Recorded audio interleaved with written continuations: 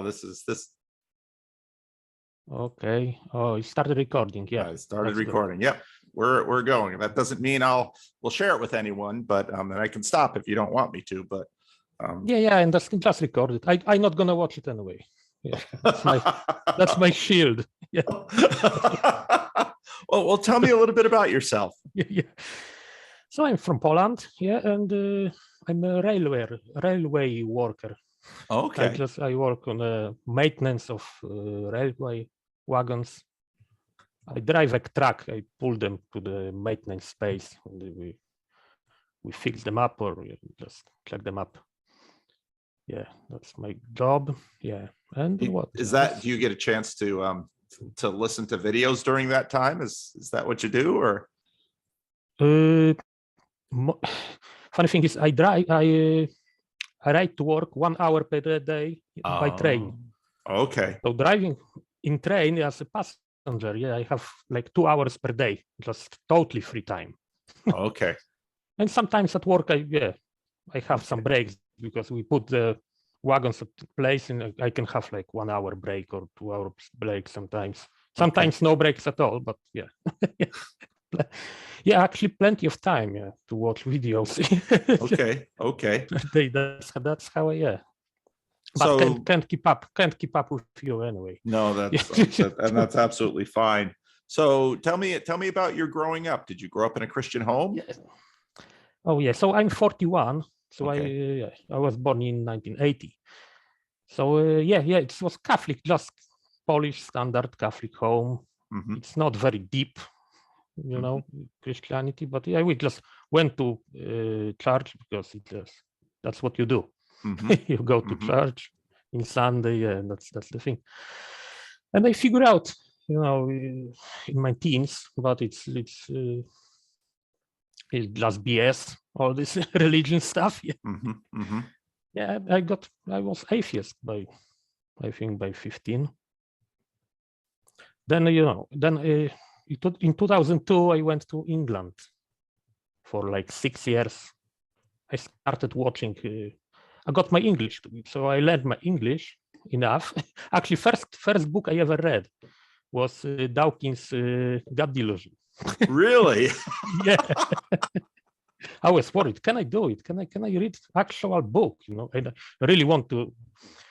Yeah, it was a great impression on me because it was atheism just figured out. You know, like it was great. Yeah, and I still appreciate.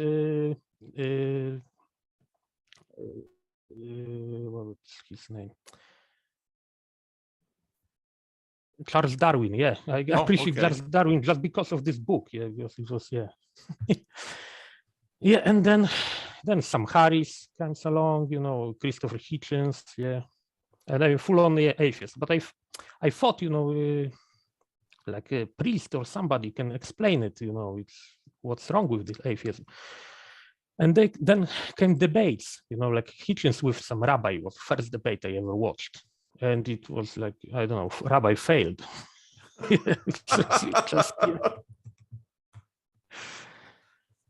And then, so also left-leaning guy. So I watched Young Turks. And, you know, so I came across Dave Rubin. And Dave Rubin at some point left Young Turks. And he has Sam Harris in his first show. Dave Rubin report, first guest was Sam Harris. Then at some point, Peter Boghossian. You know Peter Boghossian, right? Yeah, I do know him. I've spoken with him. Yeah, see, I can't keep up with you. I thought you may, yeah. Yeah. So I like this guy, yeah. So during the interview, I said, oh, you just did 3 hours of Joe Rogan. Yeah. So who's Joe Rogan? I want to see more of Peter Boghossian. He have this manual how to convince people to be atheists. Yeah. Right. So I watch Joe Rogan now, and then Jesus Christ, I'm nervous. So you found. Yeah. I love the way the story is unfolding.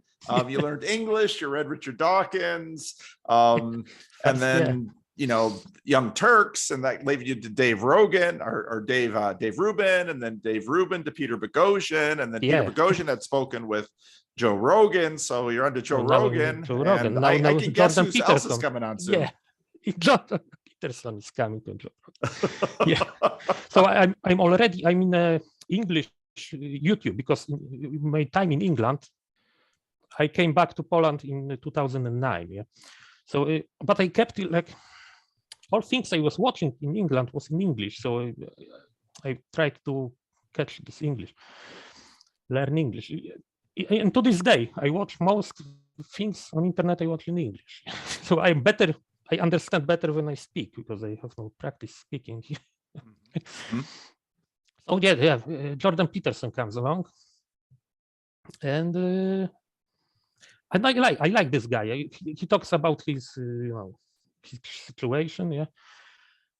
And then I think it was last 40 minutes or last half an hour, he starts to talk about religion. And I'm fascinated, because he said, I'm deeply religious person. And I think like, it always fascinated me. Intelligent people, how can they be religious?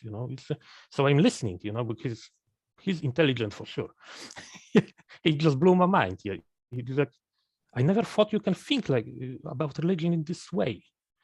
So yeah, it's like, but I could be wrong. So I think this could be something, this could be something in this, but I could be wrong. So I wait for some Harris to comment on this. And so there's first discussion, yeah, which I listen. Yes. Second discussion, yeah. And then is this 4 big ones. What's the name? Yeah. So I'm waiting for this, but by the time they came, I was already like, yeah, I think this atheism is no good. I was already sold. Yeah, I've seen enough. Yeah. So yeah, now I consider myself Christian, but I don't know. I can't tell. Not really. I don't know if I feel Catholic. There was a census in Poland lately. I think the box Catholic.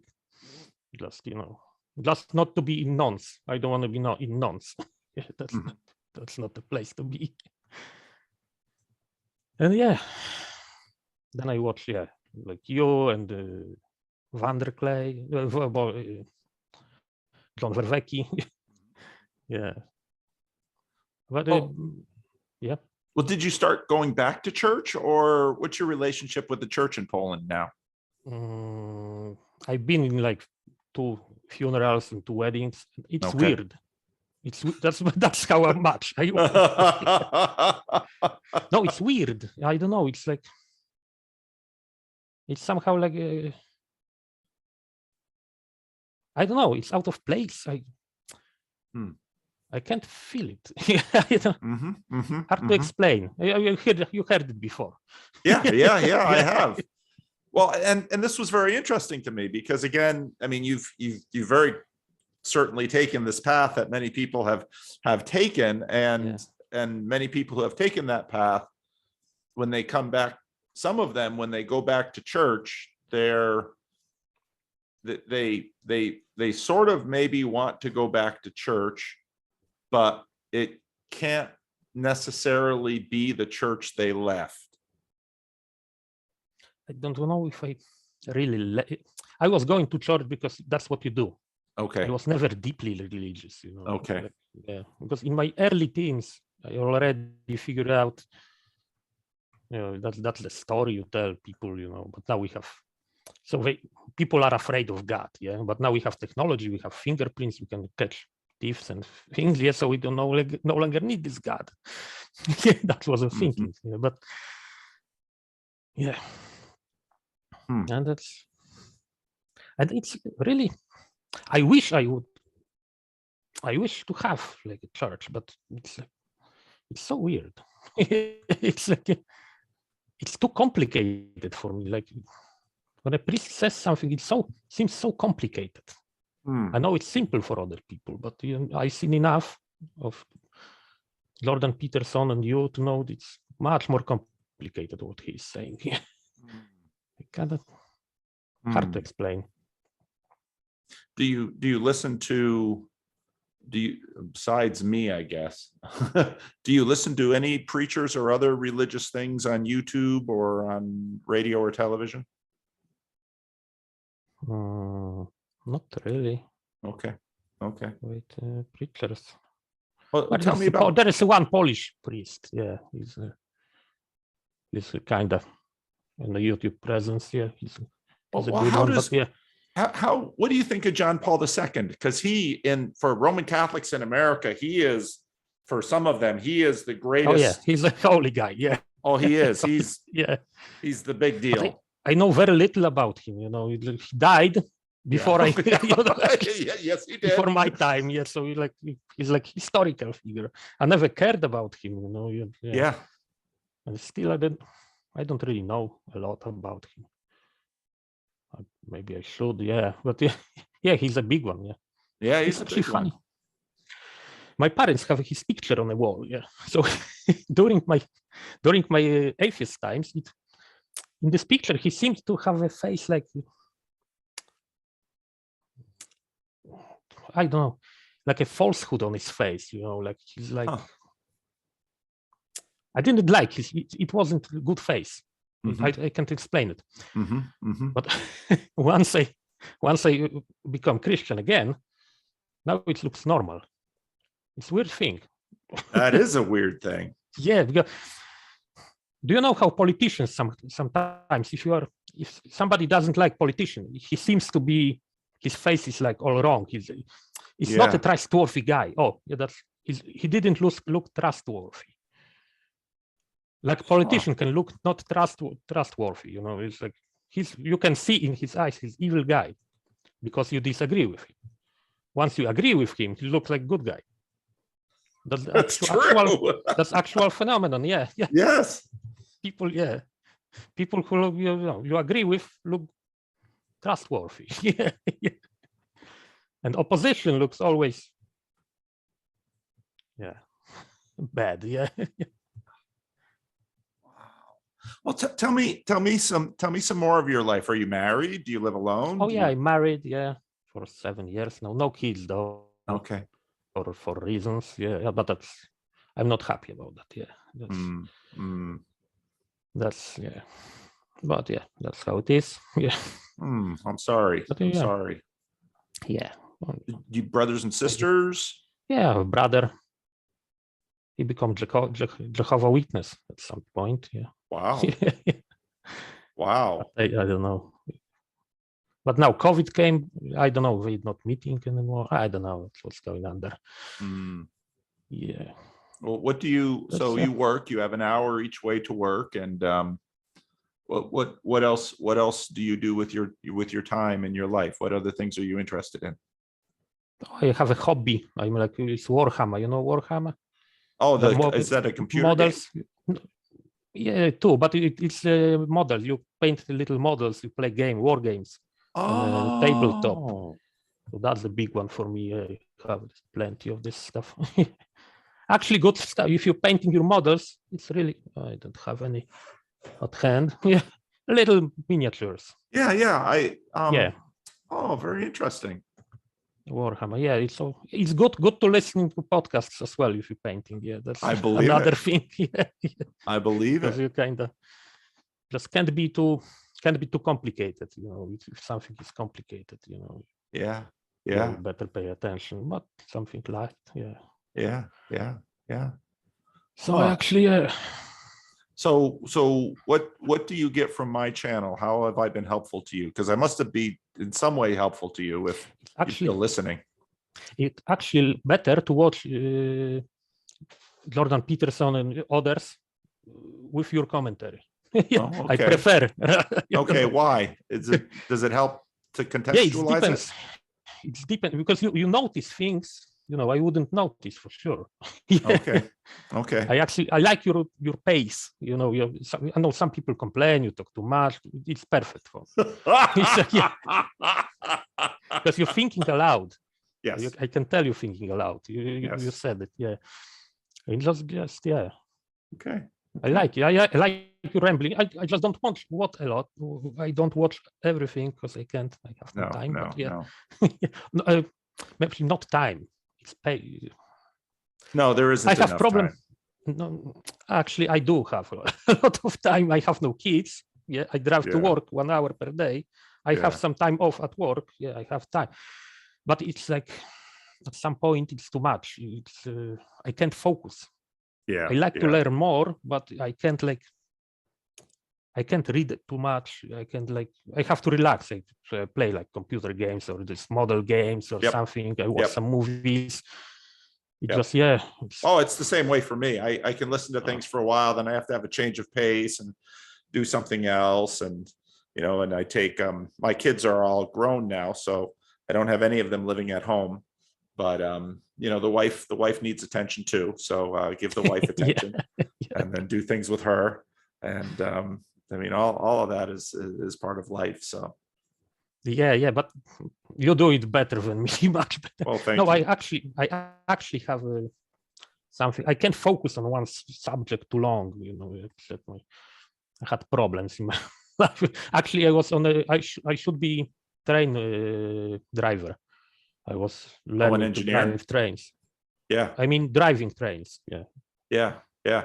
Behind the wheel. So yeah, but I failed my tests. Oh. How did you do in school when you were young? Oh, poorly. Yeah. Poorly. Yeah. English. Yeah. I'm kind of. I know it's lazy. So I have no. I don't think you're lazy. If you It's lack of. You moved to another country, you learned another language, you regularly take in very complex information in that other language. None of this says lazy. No. What does it say? I mean, I think it says but count in my poor performance at work and at school. No, I think it has to do with how you process information. I think it has probably more to do with what someone might call attention deficit or something like that. It's just how you're wired. It doesn't mean. I have known a lot of people who did very poorly in school. Maybe they were dyslexic, couldn't read. Maybe they had attention deficit. Whatever all this jargon says. But I've known many people who were like that, who were very intelligent. And there were certain things, I mean, all of us have certain things we do well and certain things we don't do well. But in the culture, we tend to have a hierarchy that esteems people who do certain things. And it usually has to do with what the entire culture is sort of paying attention to. But in my experience, I've known people who others have looked at and said, oh, they don't know anything. They're stupid. They're worthless. But I've found in many of those people tremendous skills and aptitudes that are absolutely vital and worthwhile that the culture doesn't esteem.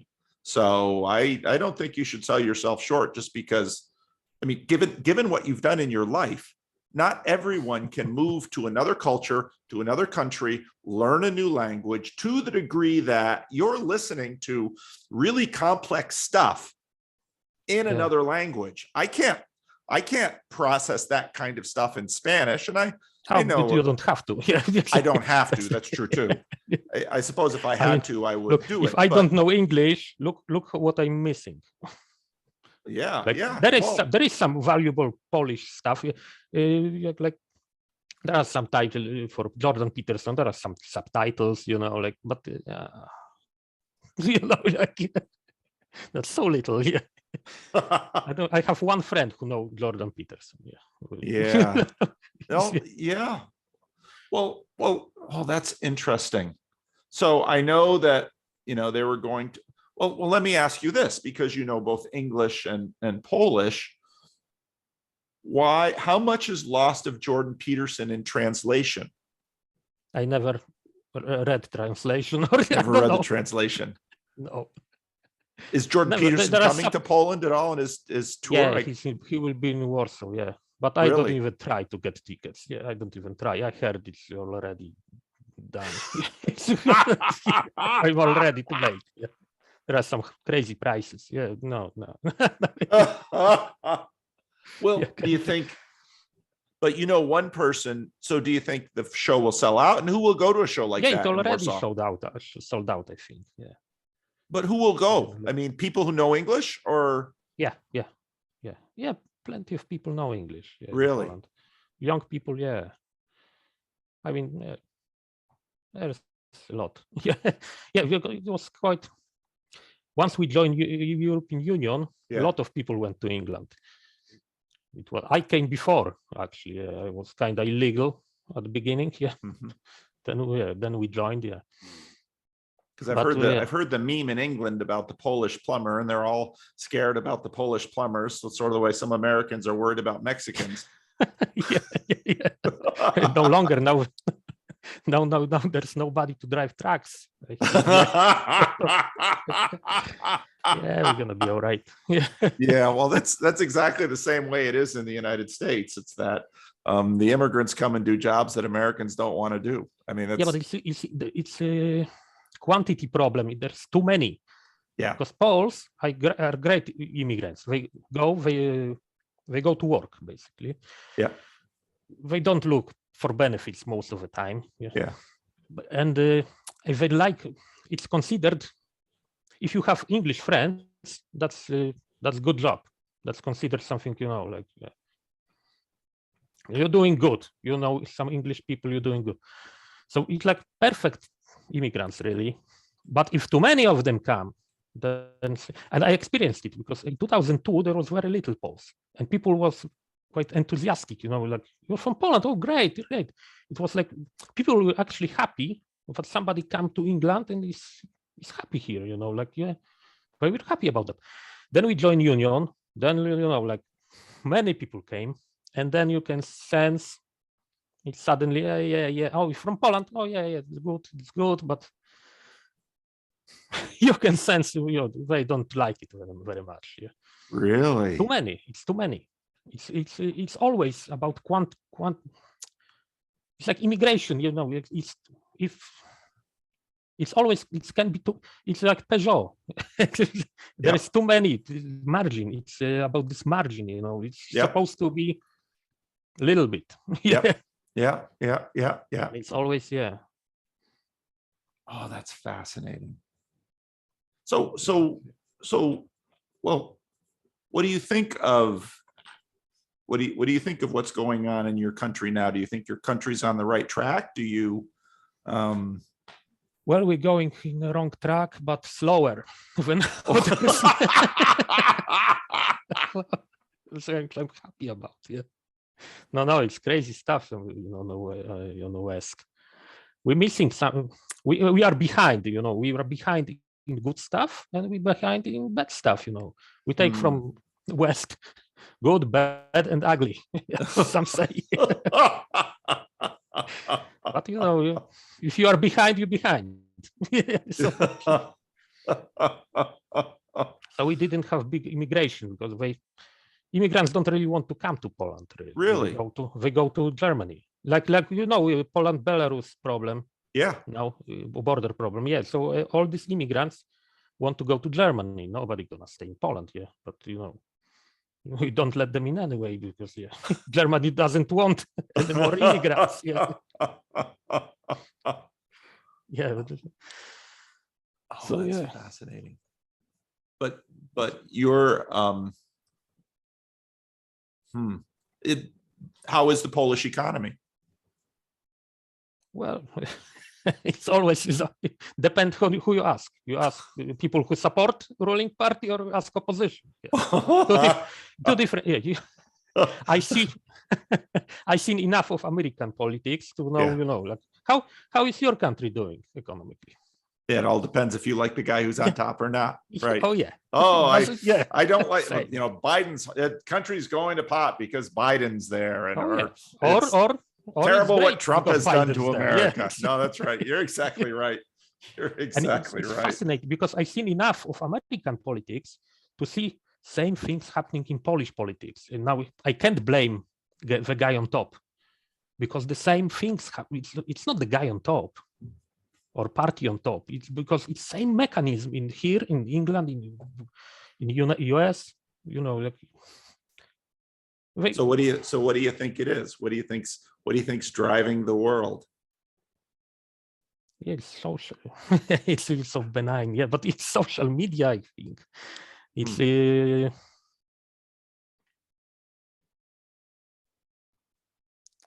yeah, it's yeah, that's it's like a printing press. Yeah, it's the same mechanism, I think.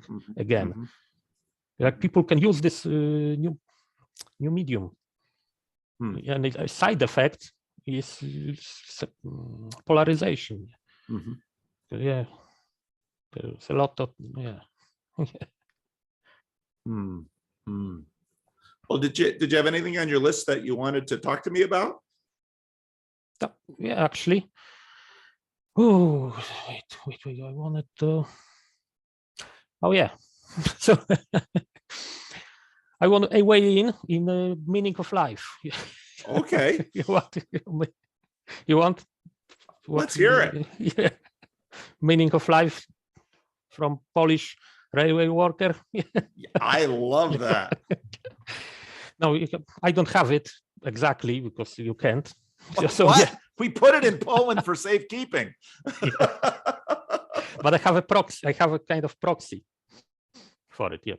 So, it makes something. So tell me, what's the worst thing that can happen? What's the worst thing that could happen to me? No, in the world. In the world. Oh, that's a really hard question. You know, is it because be opposition of this would be, I think, good proxy.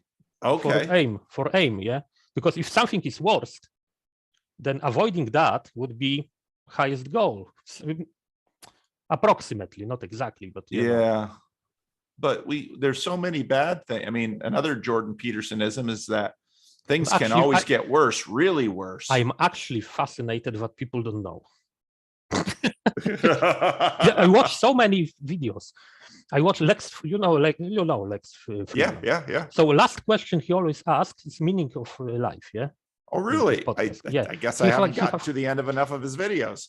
No, just go to his clips channel. Oh, okay. He always have a clip of this question. Always. There wasn't good answer yet, I think. Yeah, but always people just come up with. People come up. Yeah, just check it. You're gonna like it because there is a lot of people, and some of the answers gonna be like. Okay, so yeah, so what's the worst thing that can happen? Nuclear war, environmental collapse, global pandemic. Oh my God, nothing worse. That's actually fascinating. Yeah, you can think of nothing worse. No, I actually can, which is and what's worse is actually, when I think about it, for me, what's worse is actually closer to the reality of things, which is something akin to, let's say, C.S. Lewis's book, The Great Divorce, where C.S. Lewis's book, The Great Divorce, begins in a city, probably sort of like London, where anybody can have everything that they want just by thinking about it. But the one thing it seems that nobody in that world can have is communion with each other, because they're also completely selfish and captive to themselves, that they can't stand anybody else. I didn't hear about this. Yeah. It's in C.S. Lewis's book, The Great Divorce. It's how the book begins. That's the worst thing. I think that's about the worst that I can imagine. People thinking they have everything they want, but actually being crushed by their own selves. Yeah. So what do you think? Okay. How about a big planetoid? It comes to Earth. Yeah, it smashes it. Okay. To pieces. And then like this, like Shockwave. Last thing we're gonna go is Sacramento. and it's just this shockwave around the world. And by the way, Well, if that nothing hits, survives. I want it to hit Sacramento because I want to go first. No. It's the opposite. So you're sitting there, you see this shockwave, and by the way, nothing survives.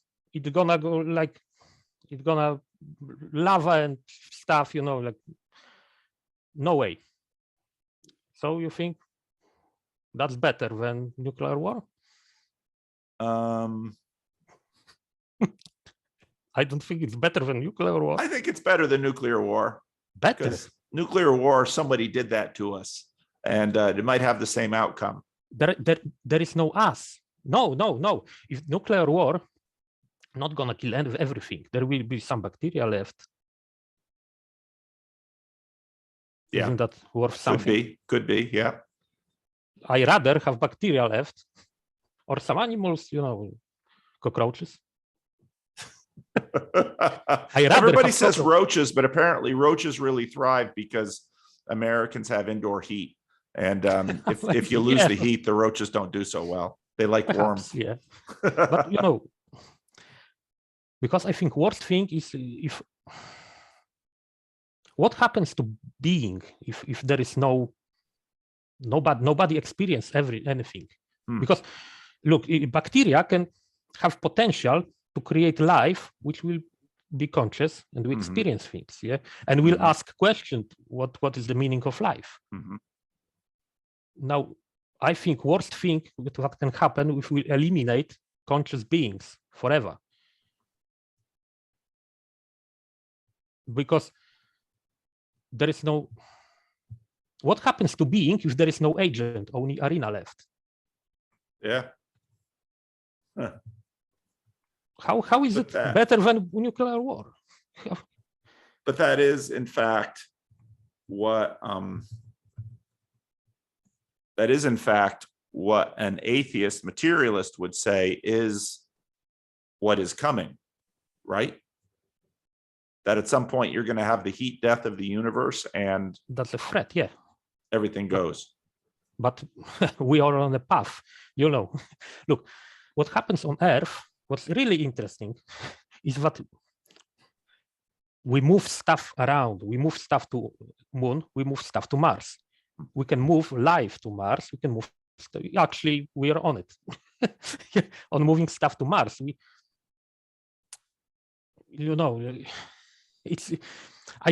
Look, if you are in the Sacramento, there's a shockwaves coming. But on Mars, there is some colony of bacteria. Maybe we moved some bacteria there. Elon Musk is up there. Yeah, or even humans. Best scenario if humans are there.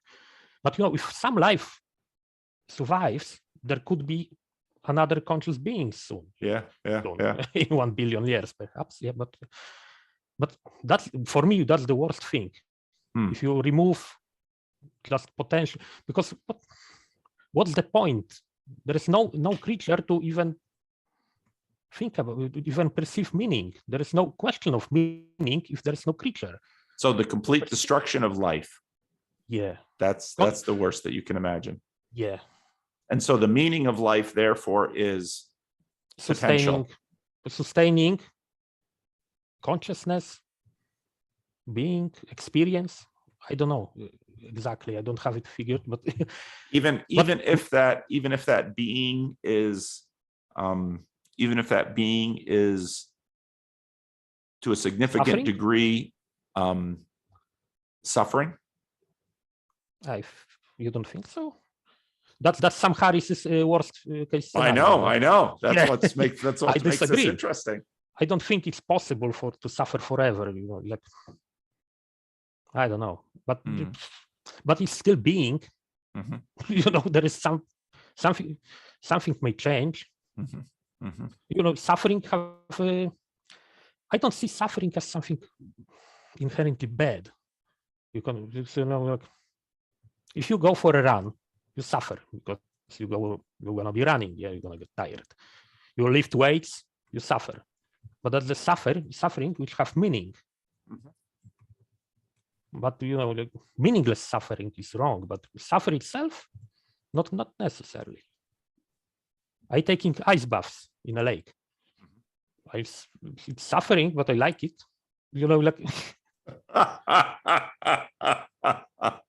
Look, you can suffer.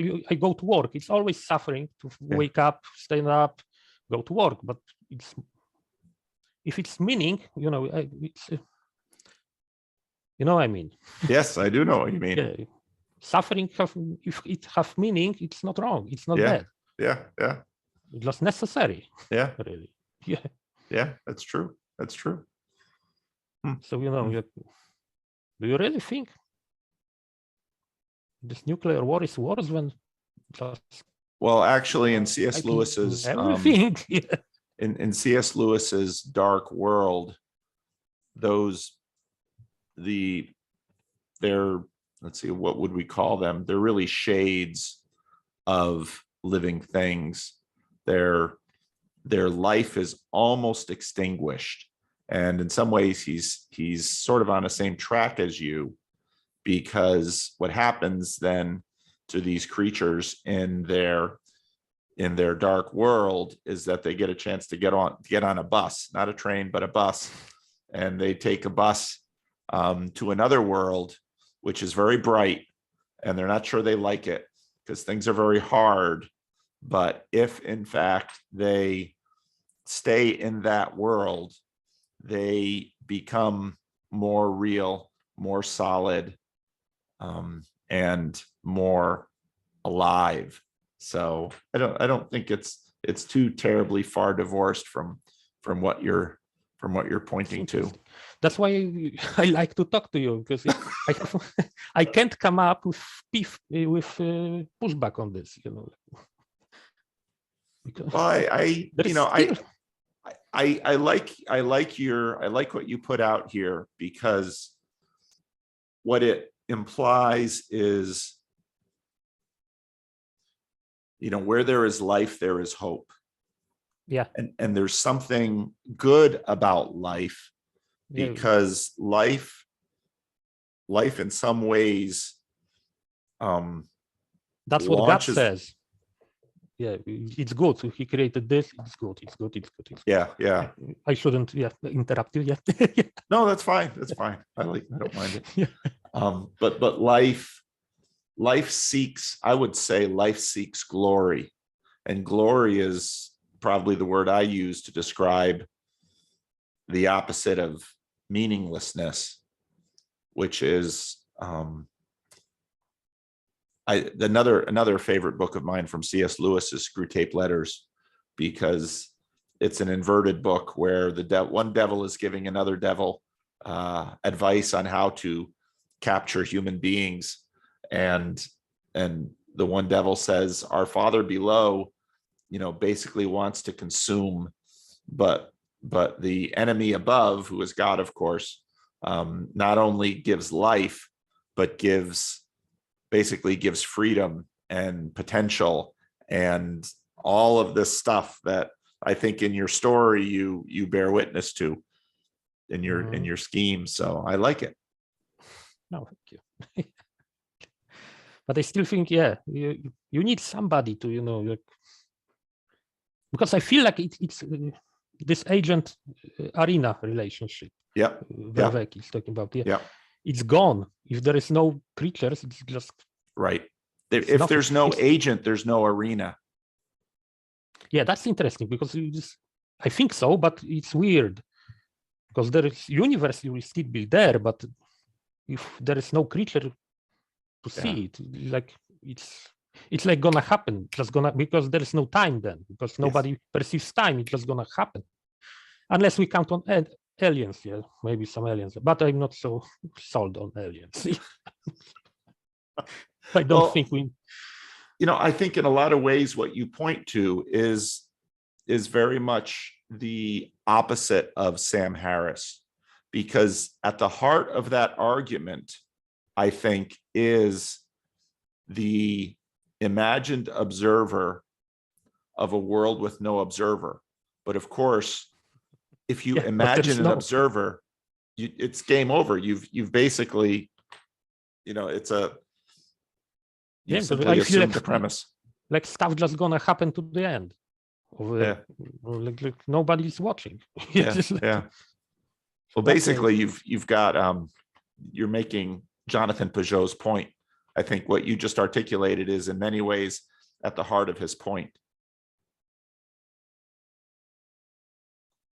Because that's how he approaches all of this from the first person.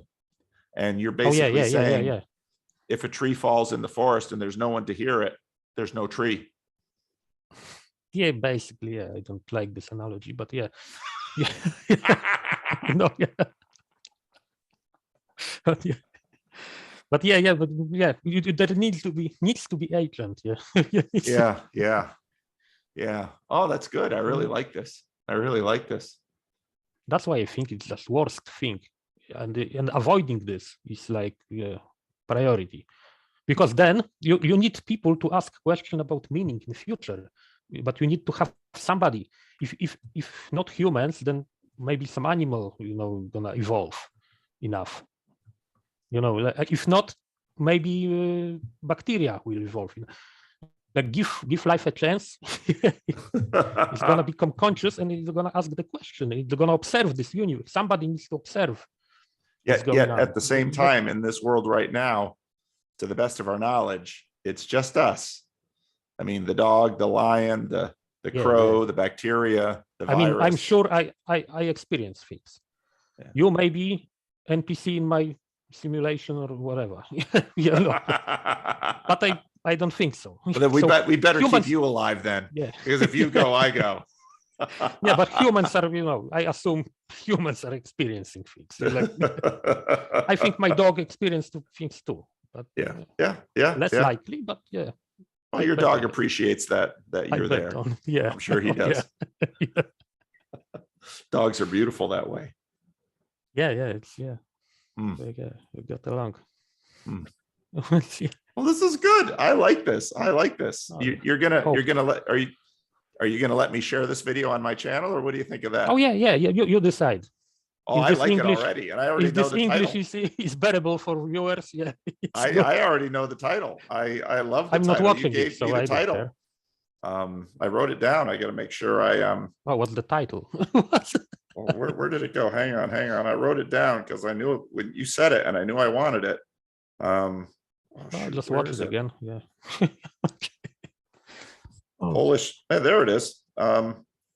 Meaning of life from a Polish railway worker. There's the title right there. that is definitely the title. Yeah. That is definitely the title. So yeah, it'll probably come out this weekend. Today's Wednesday. Oh my God. Yeah, see if I get another. See if I'm gonna send it to my one friend.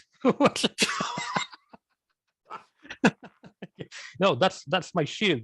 That's why I'm not too nervous because I'm not watching it. Not many people gonna see it, so I can be relaxed. And you, by the way, you are a great conversationalist. That's the word. Yeah, that's the word. Yeah. You put people at ease. Yeah. Well, I've loved this. I've loved this conversation. This there's no better way to spend an hour, I think, than what we've been doing. Right before you, I talked to a man who is he's currently living in Montreal. He grew up and lived in India. He lived in Texas, and most of the hour he was just sharing his life with me, and it was wonderful. And well, yeah. That's what you do. That is what I do. Yeah. But it's wonderful. I mean, you in this short amount of time have opened up a whole new world to me, and it's very much in keeping with your ideas about the meaning of life. Yeah. Thank you. Yeah, I hope so. No, it is. It is. Yeah, but I have to go now because I'm doing this from home today. Because I didn't budget my time well, so I didn't get into the office. And because all my kids moved out of the house, I can do this at home now if I want to. And but my wife has to come home because she has parent-teacher conferences and she has to do them on Zoom right in the same seat I am sitting in. So yeah, time zone. I have 8 o'clock here, 8 p.m. 8 p.m. in Poland. So yeah, it's almost. I was worried you're gonna schedule it for 1 a.m. or something. Yeah, the poor people in Australia. I should have some rando slots at a different hour so that the poor Australians, they're always on the wrong side of the time. This round earth thing, yeah. Yeah. I have some ideas, yeah, but that was my big one. Okay. Big one. Well, I like your big one. I like your big one. So, well, again, it was a pleasure talking to you. Okay. Yeah. Thanks. Yeah. It was better than I thought. Yeah. I was gonna be more nervous. I was nervous. I'm still nervous, but yeah. Don't be nervous. There's only one person you know who's going to see it. Yeah. And it's not me. Yeah. It's not you. How bad could it be? Your wife won't see it. Your dog won't see it. I may break but later. That's what I did on my wedding. Which was, it's at wedding they film it. So I said, I'm not watching it, so I can be relaxed. Well, maybe you never know. Maybe someone else in Poland watches my videos and they'll recognize you and come up and shake your hand. Yeah, that would be something. I don't care. Yeah. All right. So if anybody else in Poland, because I know one other person I've spoken with on these conversations from Poland. Yeah. So yeah, she's a woman, and I talked to her about a year or so ago. So who knows? Who knows? You never know. Those guys, all those people, on Jordan Peterson's. That's all. Yeah. So definitely don't go to Warsaw and see Jordan Peterson for all that money, and then you'll be safe. Yeah. Okay. That's what I do. All right, my friend. It was so good meeting you. Okay. Yeah. Thanks. Yeah. Great. Have a good evening. Really, yeah. Exceeded my expectations. Okay. Bye-bye. Okay. Thanks. Bye.